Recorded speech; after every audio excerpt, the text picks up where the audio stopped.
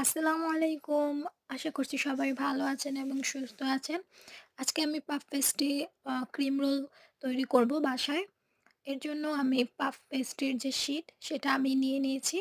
So এখানে আমি চিকন করে আ কেটে নিচ্ছি আমি। সো এই যে দেখতে পাচ্ছেন এখানে আমি চিকন করে কেটে নিয়ে এবং চামচ দিয়ে আমি ঘুরিয়ে, ঘুরিয়ে হচ্ছে কোন বানাচ্ছি। সো আপনারা চাইলে এখানে হচ্ছে কোন বানানোর যে মোল্ড আছে সেটা আপনারা ইউজ করতে পারেন। সো আমার কাছে আপাতত নেই ইনস্ট্যান্ট। সো এর জন্য আমি এখানে স্পুন ইউজ করেছি।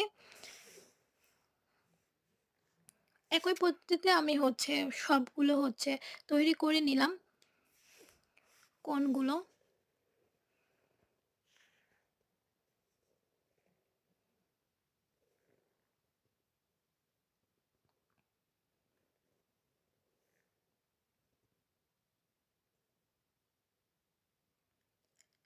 আমার সবগুলো কোণ হয়ে গিয়েছে। এরপর আমি হচ্ছে মিল্ক ব্রাশ করে নিচ্ছি। সো আপনারা চাইলে এখানে হচ্ছে ডিমের যে হচ্ছে কুসুম আছে সেটা দিয়েও ব্রাশ করতে পারেন অথবা হচ্ছে মিল্ক ব্রাশও করতে পারেন। এরপর আমি ওভেনে দিয়ে দিলাম।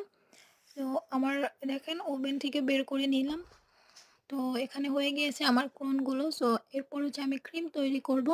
ক্রিমের জন্য এখানে আমি ডাবল ক্রিম ইউজ করেছি এবং আইসিং সুগার হচ্ছে ইউজ করেছি। এরপর আমি হ্যান্ড মিক্সার দিয়ে ক্রিম তৈরি করে নিচ্ছি।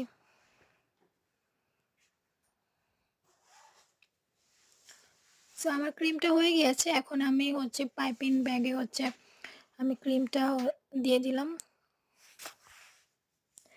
সেখানে আমি গ্লাস ইউজ করেছি যেন হচ্ছে খুব ভালোভাবে যেন পাইপিংয়ের ভিতরে যেন আমি ক্রিমটা ঢুকাতে পারি। সো এরপর আমি কোণের ভিতরে এখন ক্রিমগুলো হচ্ছে দিয়ে দিব।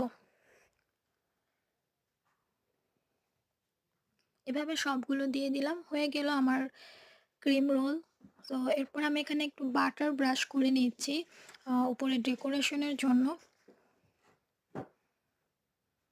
তো বাটার ব্রাশ হয়ে গিয়েছে। এরপর আমি নারকেলের গুঁড়োটা একটু দিয়ে দিলাম ডেকোরেশনের জন্য। সো আলহামদুলিল্লাহ হয়ে গিয়েছে আমার পাফ পেস্ট্রি ক্রিম রোল। আল্লাহ হাফেজ।